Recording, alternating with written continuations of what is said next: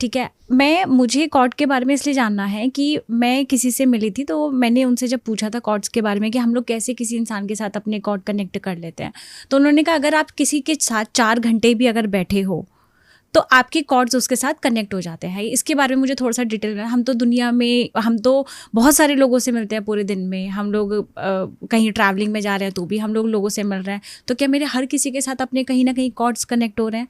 इसके बारे में थोड़ा सा डिटेल में बताइए, फिर इसकी कॉर्ड को कैसे कट करके क्या प्रेयर की जा सकती है उस पर बात करेंगे।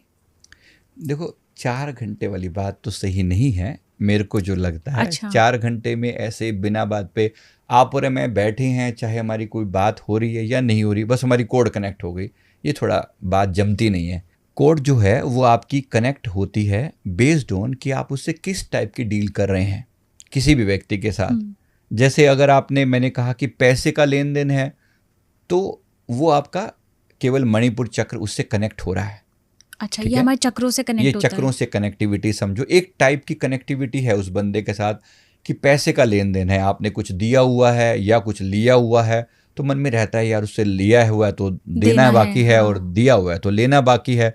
तो आप सोचते हो, लेकिन आप इमोशनल होकर थोड़ी सोचते हो, भाव थोड़ी होते हैं। हाँ, बस एक लेन देन है जो दिमाग पे बोझ सा लगा हुआ है ना, तो वो कनेक्टिविटी आपके मणिपुर चक्र से होती है। ऐसे इमोशनल कनेक्टिविटी, कोई अपना है, अपना बच्चा, अपना पति, अपनी पत्नी, अपना कोई बहुत नजदीक, उसको कोई तकलीफ हो रही है, उसके साथ आपकी वहाँ आपकी कॉर्ड कनेक्टेड है हार्ट से, वहाँ आपके हार्ट चक्रा कनेक्टेड है, इमोशंस कनेक्टेड है ना। अब उसको तकलीफ होती है, कई लोग जो थोड़े सेंसिटिव हैं वो उसको जांच लेते हैं, उसको भी तकलीफ होती है, तो आपको भी कुछ ना कुछ फील होता है कि वो आपका हार्ट कनेक्टेड, कि मेरे हार्ट को कुछ फील हो रहा है कि वहाँ कुछ गड़बड़ हुई है।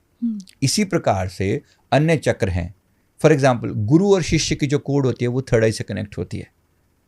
अच्छा, है ना। गुरु शिष्य की कोड जो है ना, जब आप किसी को प्रति वैसा वाला भाव रखते हैं ना, गुरु तत्व वाला भाव रखते हैं, तो गुरु तत्व का जो कनेक्टिविटी है वो आपकी थर्ड आई से होती है।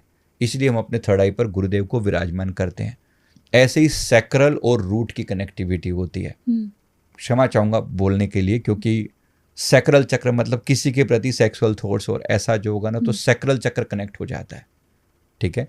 और इससे भी नीचे रूट चक्र। रूट के साथ जो बात आती है, किसी के साथ जमीन का लेन देन, किसी को आप डरा रहे हो, धमका रहे हो, या कोई आपको डरा रहा है, धमका रहा है, तो आपके रूट, आपकी जड़ हिल जाती है, तो वो आपकी रूट से कनेक्टिविटी है उसकी, ठीक है। ये अलग अलग चक्रों की अलग अलग मैंने कनेक्टिविटी बताई। कोई आपको बद्दुआ देता है फॉर एग्जांपल किसी भी वजह से, कि ये ऐसा है वैसा, तूने मेरे साथ बुरा किया, तेरे साथ ऐसा हो जाए, वो बद्दुआ जो होती है, या वो बेस्ड ऑन कि आपने किस टाइप का कर्म किया है।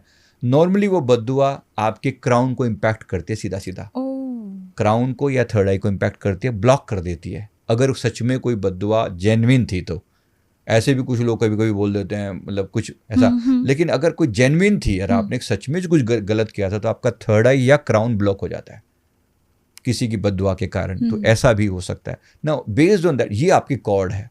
ऐसे पता नहीं, और ऐसी जब आप किसी से कोई प्रॉमिस करते हैं, मैं तेरा काम 100% करवा दूंगा, लेकिन करवाते नहीं, वो भूल भुला गए, तो वो जो है वो आपका या तो थ्रॉट चक्र कनेक्ट हुआ, क्योंकि आपने जुबान प्रॉमिस किया है ना, तो ये वो आपका वो थ्रॉट चक्र कनेक्ट हो गया उसके साथ। तो बी केयरफुल, जहाँ जहाँ आपकी कॉर्ड कनेक्टेड है ना, ये व्यक्ति कहीं ना कहीं आपकी एनर्जी को प्रभावित कर रहा है। यानी कि अगर इसको कोई तकलीफ हुई, या इसने कोई दुआ या बद्दुआ या कुछ भी प्रार्थना या कुछ ऐसा किया आपके प्रति, तो तुरंत आपको प्रभावित करेगी, है ना, तुरंत प्रभावित करेगी, क्योंकि आपकी कॉर्ड कनेक्टेड है उसके साथ। तो क्या करना चाहिए इन जनरल? पहले तो नेगेटिव कॉर्ड्स को डिस्कनेक्ट करना चाहिए, जो हमें प्रभावित कर रहे हैं और हमारा नुकसान कर रहे हैं। अब हो सकता है मैंने पिछले जन्मों में किसी को तकलीफ दी हो, या इस जीवन में किसी को तकलीफ दी हो। हमारे पिछले जन्मों से भी लोगों के कॉर्ड कनेक्ट होते हैं। ऐसे तो हमने कितने जन्म लिए होंगे, तो कितने लोगों के साथ कनेक्ट होंगे। यही तो दिक्कत है, वो टास्क ना अधूरा छूटा पड़ा है। अधूरी बातें बहुत सारी हैं, अनफुलफिल्ड प्रोमिसेस हो सकते हैं।